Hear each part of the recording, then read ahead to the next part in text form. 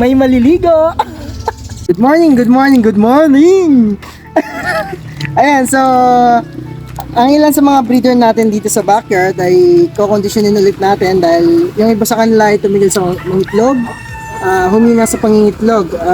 Dahil doon, kahapon ay pinurgahan ko sila gamit ang Raptor. Raptor, ito ubos na, wala na akong maipakita sa inyo. Yan, Raptor, dewormer ng bottle cap. So, nagpasting sila whole day kahapon, then binigyan ko sila ng gabi ng Raptor. Then, ngayong araw ay paliliguan natin sila gamit ang Triple X ng bottle cap.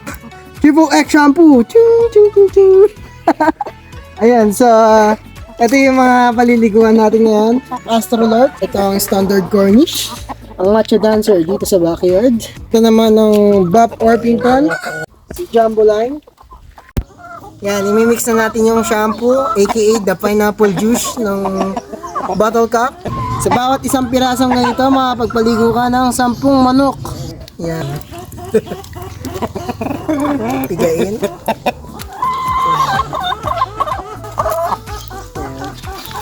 Green na siya, green. Haluin.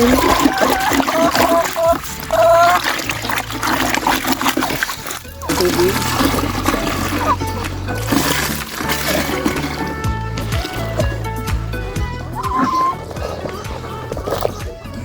Yan. Guys, para maalis yung part na to, kailangan mo siya ng bigyan ng purong shampoo.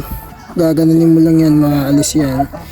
Pero maligo muna siya, syempre. Ayan guys, pagpapaligo, kailangan mo munang umupo, lubog yung manok, at i-massage na parang nagpapaspa. Yan, ganyan. Ayan. Di ba, pasok na pasok ang tubig.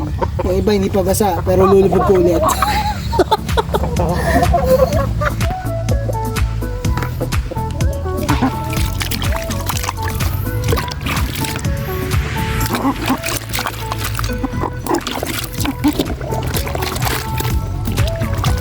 Waterproof yan guys.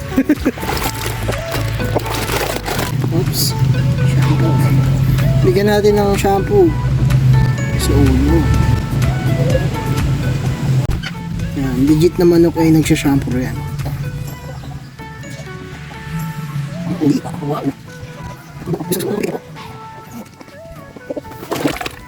Diba gumanda yung palong?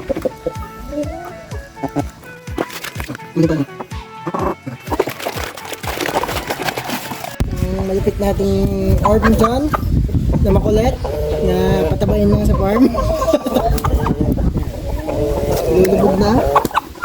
Ay, ayaw pa. Ayaw pa maligo.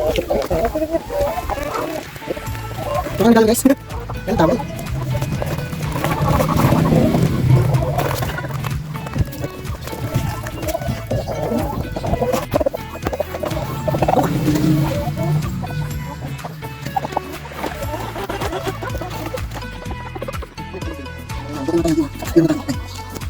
Pagkain yan, nabag mo siya for 5 minutes.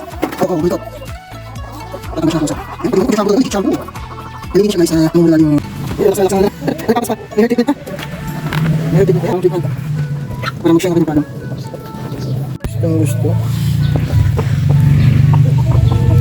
Gustong gusto naman niya, oh.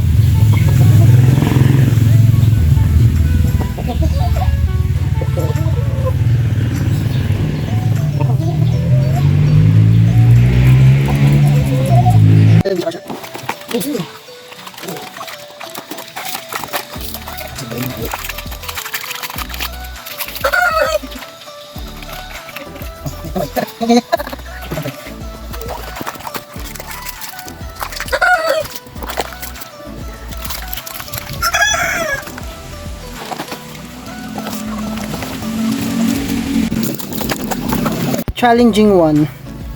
Ito ay minsan na hindi pa nawakan.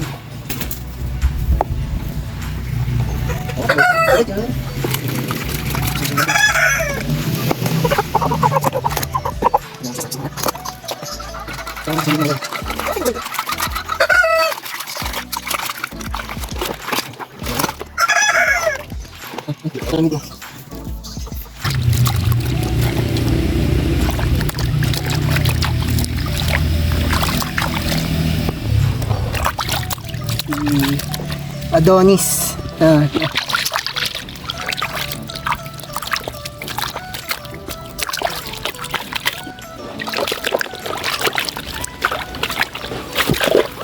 Oo.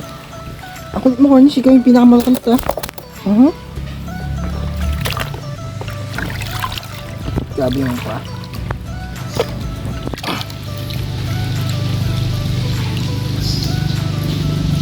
Fried chicken.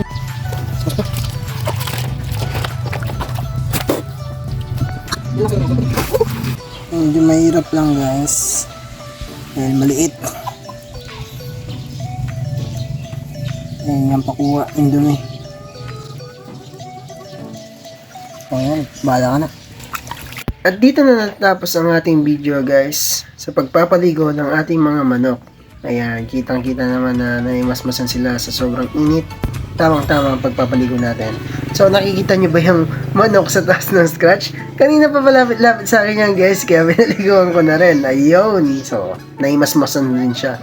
So, kita-kita po tayo sa next video natin kung saan na ipapakita ko sa inyo kung ano ang vitamin na ginagamit ko after nila maligo.